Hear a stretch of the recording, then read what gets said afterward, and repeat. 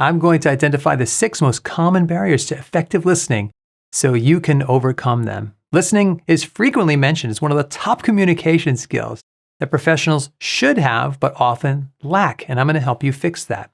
This video is part 1 in a 4-part series on active listening skills. I posted some videos on listening years ago, but it's time for an update. Many people I know desperately want to be good listeners, but they can't seem to do it because of these 6 barriers. So let me know in the comments section which of these causes you the most trouble personally. The first barrier is distractions. Clearly you won't listen as well if things are distracting you, like your phone, which is the number 1 distraction these days.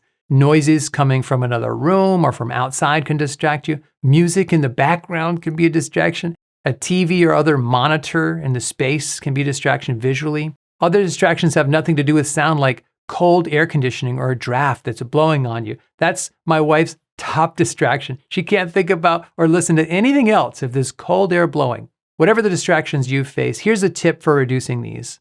You have to get assertive about reducing these distractions. Close doors to block noise, move locations, choose a seat that doesn't face a screen. I never pick a seat that's facing a screen when I'm out to dinner or at an important meeting.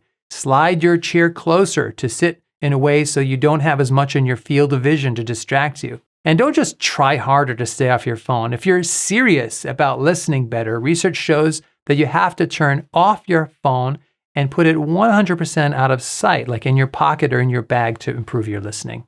The next barrier is preoccupation. This is related to distractions, but preoccupation happens in your mind. You might start a new conversation with a person, but you're still preoccupied by something you were already thinking about before that conversation. It's hard to let that first thought go and focus entirely on listening because you're preoccupied. You could be anxious about something. Maybe it's social anxiety, or maybe you're anxious about something else that's preoccupying your mind. One major preoccupation I have personally is that I'm always thinking about what I'm about to do next. What's coming up after this conversation? What's coming up later in the day? Those responsibilities make me focus on the future and they preoccupy me. They prevent me from focusing on the moment and being a good listener. You may also get preoccupied by something the other person said. We call this drift. So the other person might say a word, or it could be any word that reminds you of something else in your mind, and that drifts away in that direction while they continue to talk. Preoccupation is a tough nut to crack, but it all comes down to mental discipline. The moment you realize you're thinking about something else, you have to re-engage in active listening. Force yourself to make eye contact. Focus on what they're saying in the moment. Something that helps me is I try to ask a question or make a brief comment about what the other person's saying to keep myself actively engaged and focused. If you're routinely preoccupied, you're likely listening too passively. So when I listen, I ask questions or focus enough to make a comment, and that usually snaps me right back into good listening mode. The third barrier is listening too much to the details. When we get too focused on the details and try to follow every single move in the conversation, we can lose sight of the big picture that the other person is trying to communicate. I've noticed that people who are the most detail-oriented have difficulty following the overall point. So the tip for this is to give yourself permission to focus on the overall big picture of what the person is saying. Let yourself off the hook for keeping track of every detail. Remind yourself that you can always ask follow-up questions later if you're missing something. And when you're listening for the overall message, you're much more likely to tune in and grasp what the other person's saying. A fourth barrier is when the topic itself is boring or uninteresting to you. I've seen this happen a million times in group professional settings. People listen very carefully when it's a topic they care about, and then they start looking at their devices the moment the subject changes to something that doesn't directly involve them. The solution is to check and change your mindset. Develop a sense of curiosity. Make your mind up that you're going to take an interest in what the other person is saying.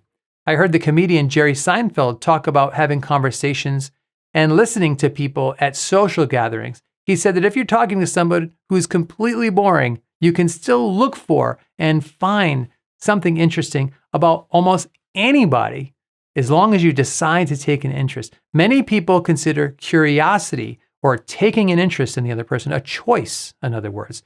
So if you're not really into the subject the other person is talking about, decide to be curious, and that will help your listening. The fifth barrier to effective listening is called the rebuttal tendency. And this is a big one. Instead of listening carefully to understand, we spend our mental focus trying to figure out what we're going to say next. As the well-known author Stephen Covey once said, most people do not listen with the intent to understand. They listen with the intent to reply. He was talking about the rebuttal tendency. You can almost see this sometimes when you're talking to somebody else. They look like they're revving up their engine, just waiting to jump in. But when they do, it's almost impossible for people to listen really well this way to what the other person's actually saying. I've noticed many times when people have the rebuttal tendency, they end up saying things that don't align with where the conversation has gone because they've missed important information while they were calculating what they wanted to say next. They might think they're coming up with something clever like a comeback or a thoughtful statement, but they end up coming across like they're not following along that well. So the tip has two parts. First of all, make sure you invest your time listening to what the other person is actually saying. Don't try, in other words, to figure out what you want to say next. Just let yourself off the hook for saying anything right away. The second half of the tip is to commit ahead of time to pausing for a few seconds once the other person has finished their talking turn. If you commit to pausing ahead of time, you'll untrain yourself to feel like you have to jump in as soon as they're finished. In my experience, the other person will appreciate that you have paused and taken the time to let them finish. And you usually only need a few seconds to figure out what you want to say in response after that pause because you've been listening carefully. The sixth barrier is that sometimes the speaker, the actual person, is boring, uninteresting, distracting. Maybe they're speaking, for example, in a monotone voice. Maybe they're saying or using other fillers so much that it distracts you. They could be a soft talker and they're just not engaging enough to keep your interest. There's something about them you just can't get over. So the tip for this is whatever their shortcoming, decide to give them grace. Allow them in your mind not to conform to your standards. In the interest of your effective listening, let them off the hook. Have compassion for them. Remind yourself that they're only human and they're likely doing their best. Let go of all expectations that you have on them to be a good communicator, and instead put your focus on their message, on their words. Here's a summary of the top 6 barriers to effective listening and the tips I gave.